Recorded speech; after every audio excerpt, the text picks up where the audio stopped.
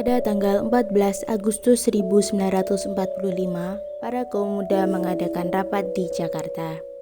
Dalam rapat ini, Sultan Syahrir mengumumkan bahwa dia mendapat informasi tentang menyerangnya Jepang pada Sekutu.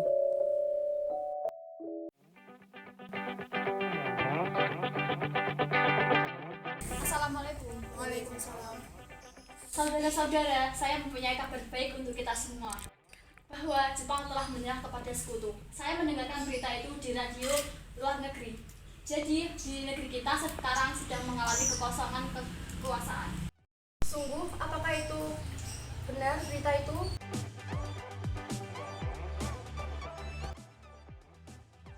Lalu apa arti kekosongan kekuasaan? Biar saya perjelas. Jadi sekarang Jepang telah menyerah kepada Sekutu, sedangkan Sekutu belum menyerang ke negeri kita. Jadi sekarang sedang mengalami kekosongan kekuasaan. Baik, saya mengerti. Lalu, apa yang harus kita lakukan untuk mengisi kekosongan kekuasaan ini? Bagaimana jika kita meminta Bung Karno dan Hatta untuk mempercepat pembacaan dan Soekarno?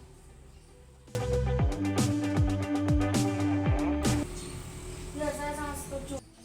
Baiklah, jika kalian semua setuju, mari kita pergi ke rumah Bung Karno. Rapat pun diakhiri dan mereka pergi ke rumah Soekarno dengan maksud memberi tahu Soekarno akan keinginan para kaum muda ini.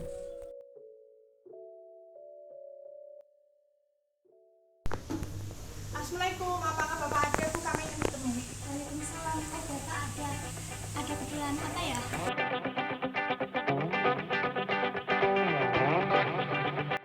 Begini Bu, ada hal yang harus kita sampaikan kepada Bung Karno.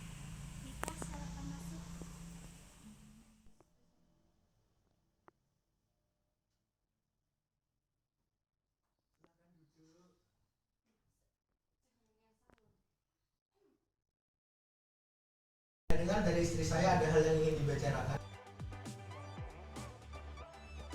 Perihal apa itu? Begini Pak, kami mendapat kabar bahwa Jepang telah mengalah kepada Sekutu. Jadi otomatis Indonesia mengalami kekuasaan kekosongan. Benarkah itu? Tidak bisa menunda ini lagi karena ini adalah bagian rapat untuk memproklamasikan kemerdekaan Indonesia. Apa kalian tidak memikirkan bahaya yang akan kita dapat bila kita senekat itu untuk memproklamasikan Indonesia? Jepang pasti akan menyerang kita. Justru itu, Jepang sudah tidak menguasai di negeri kita. Untuk apa kita menyia-nyiakan kesempatan ini? Nanti saja setelah saya membicarakannya dengan anggota PPKI lainnya. Saya tidak menyuruh Anda melakukan sidang PPKI. Karena dengan melaksanakan sidang PPKI, Jepang bisa mengetahui rencana kita dan Jepang bisa menghalangi kemerdekaan Indonesia. PPKI satu-satunya cara kita untuk memerdekakan Indonesia. Tapi kami tidak ingin dimerdekakan oleh Jepang. Maaf Pak, kami pulang dulu karena ada acara. Baiklah.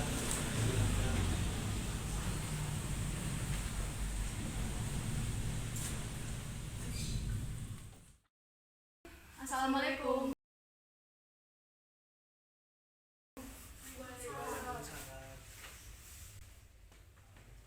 Mari silakan dulu.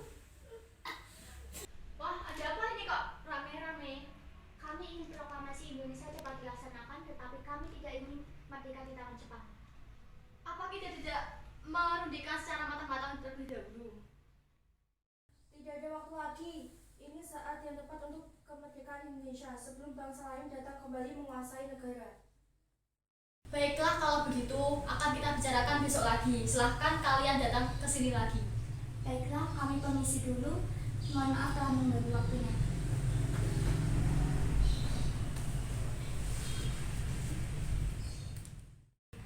Sebenarnya apa yang sedang terjadi? Mereka bilang Jepang telah mengalah kepada Sekutu dan mereka ingin kita segera memproklamasikan kemerdekaan Indonesia. Apa? Bukannya sebenarnya kita adakan dulu sidang PPKI sebelum melakukan proklamasi kemerdekaan Indonesia? Ya, saya juga berpikir seperti itu. Tapi mereka yang tetap memaksa kita untuk segera memproklamasikan kemerdekaan Indonesia. Lantas, apa yang harus kita lakukan? Kebenaran berita tersebut juga masih diragukan. Bagaimana jika berita tersebut palsu? Jadi, kita turuti atau tidak kemauan mereka? Tidak. Baiklah kalau begitu. Pada malam hari pukul 12 malam menjelang tanggal 16 Agustus 1945, para kaum muda kembali mengadakan rapat di Cikini dan merencanakan untuk mengasingkan Soekarno bersama dengan Muhammad Hatta. Para kaum muda lalu pergi ke rumah Soekarno untuk mengajaknya dan Muhammad Hatta ke Rengas Dengklok.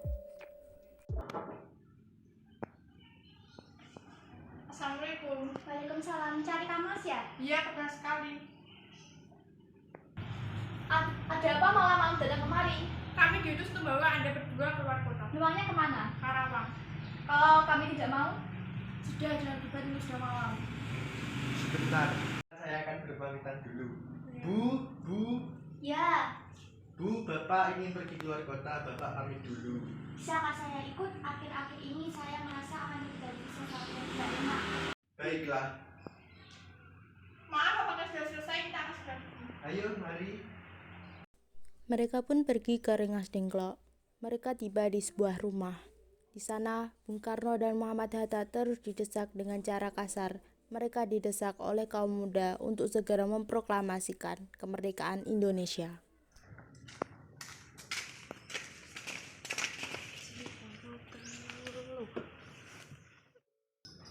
Bung Karno, tunggu apa lagi? Ini sudah waktunya untuk memproklamasikan kemerdekaan. Maaf, saya tidak bisa. Hei, kalian ini apa-apaan? Apakah tidak ada cara yang lebih halus? Dengar, Bu, kami hanya ingin cepat Indonesia merdeka. Ya, saya tahu itu, tapi tidak begini caranya. Bisa kalian berminat yang baik-baik, tidak dengan cara emosi. Akhirnya Fatmawati berhasil membujuk kaum muda untuk menyelesaikannya secara baik-baik. Di sisi lain, Ahmad Soebardjo yang telah mengetahui keadaan dan keberadaan Soekarno, Muhammad Hatta, dan Fatmawati pergi untuk menyelamatkan mereka bersama Sayuti Melik. Mereka semua lalu kembali ke Jakarta dan pergi ke rumah Laksamana Maeda. Akhirnya proklamasi pun sepakat untuk dibacakan di rumah Insinyur Soekarno pada tanggal 17 Agustus 1945 dini hari. Proklamasi, kami, bangsa Indonesia, dengan ini menyatakan kemerdekaan Indonesia. Hal-hal yang mengenai pemindahan kekuasaan dan lain-lain diselenggarakan dengan cara seksama dan dalam tempo yang disingkat-singkatnya. Jakarta, 17 Agustus 1945. Atas nama bangsa Indonesia, Soekarno Hatta.